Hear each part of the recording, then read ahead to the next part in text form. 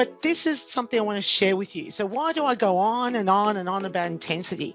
It's one of the things I probably talk about the most in all of my aqua tips. I refer to intensity, I refer to the importance of getting heart rate up, and why, and sometimes I even grade an exercise. I say, oh, this is about 7 out of 10, or this is about 5 out of 10. What would be the purpose of doing this? And I want to explain a little bit more. Now, some of you are probably thinking, oh, she's going to go there with, HIIT training, that sort of thing. No. I am going to go there with this thing called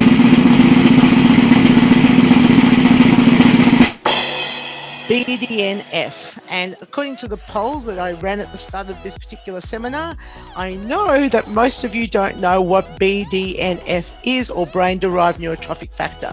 So let's dive in and have a look at what this is all about. And then you'll begin to understand why I really focus a lot on actually getting my participants to get the maximum amount of movement patterns to get their heart rates up during my aqua classes. So brain-derived neurotrophic factor, or BDNF, has been referred to as the fertilizer for your brain. That's what it is. It's like brain food. It is a substance that is found in your brain and helps to maintain the life of your brain cells as well as grow new ones. Now, one of the things that we know is as we get older, our brains actually decrease in size, but that doesn't necessarily mean that your brain loses function. The brain-derived neurotrophic factor belongs to a family of neurotrophins that have a crucial role in survival and differentiation of neural populations during development. And in the adult brain, BDNF also maintains high expression levels and regulates both excitatory and inhibitory synaptic transmissions and activity-dependent plasticity. Now, what's plasticity? What about the brain? So we used to think the brain was a solid thing, but we now know it actually evolves and changes. So research has shown our brains are like plastic, meaning it's able to adapt, grow and change depending on what we do with them. And that's what we refer to as neuroplasticity. And I know most of you have heard this term, and this is what it's all about. And there's lots of real interest around this, especially now that we know that dementia is on the rise, and we begin to try to understand a little bit more about the brain and how it operates. BDNF is widely accepted as being a key player in this plastic ability of the brain. Its presence has been shown to make brain cells in petri dishes sprout new branches. So this is necessary activity for a cell to make new connections. So when we have BDNF around, we know that the brain will actually start developing new neural connections. This is really, really important.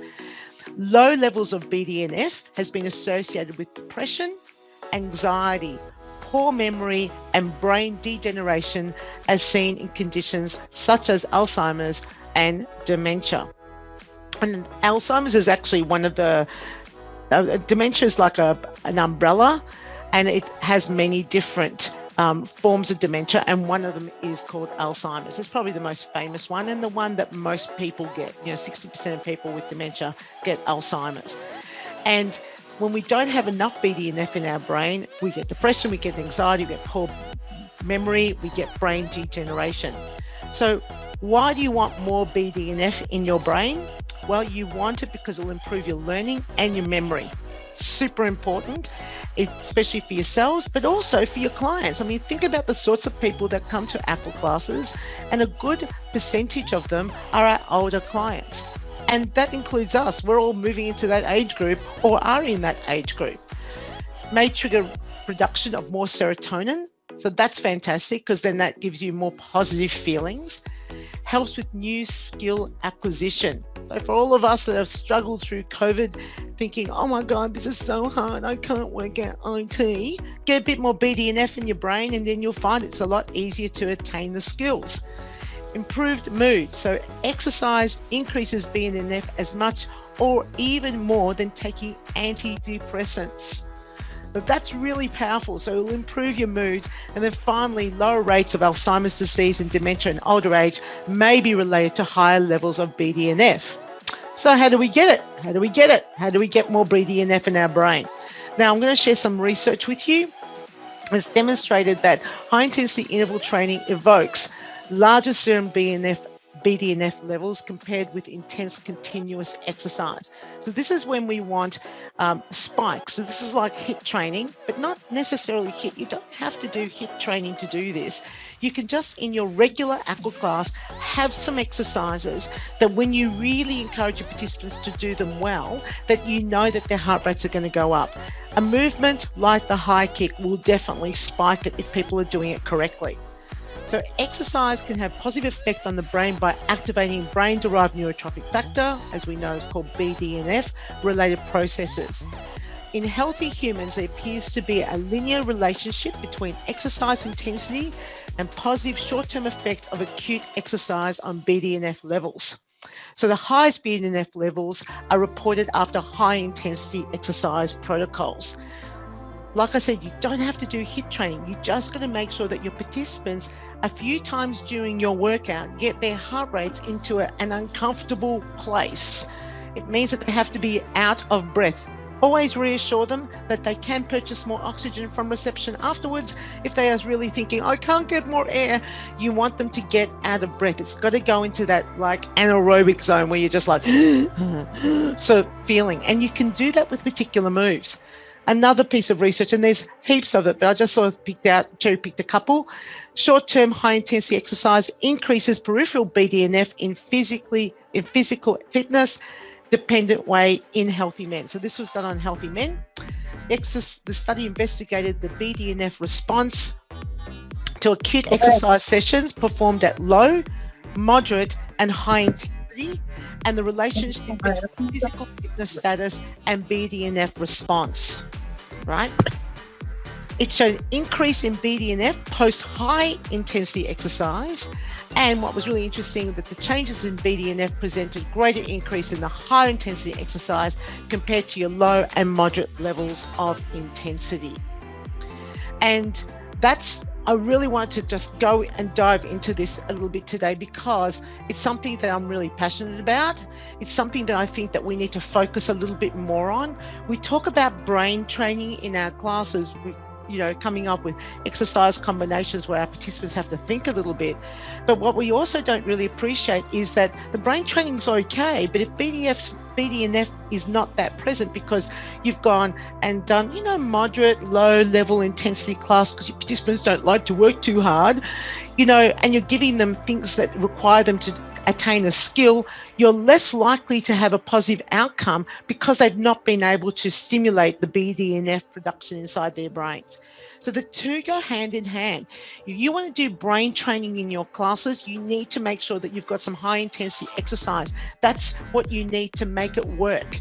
The presence of BDNF means that the skill acquisition, the brain training aspect, has more benefit than just the skill acquisition on its own.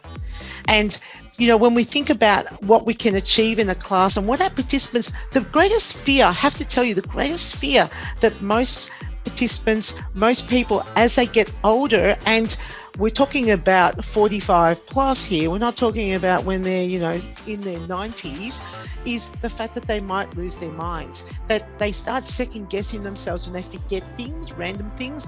Women who go through menopause are the big go through a rather big challenge here, because during the perimenopause section, yes, your hormones do change the way your brain works, and it can be really challenging for memory. And we know that researchers demonstrated that. But post-menopause, it should come back to normal, it should come back online.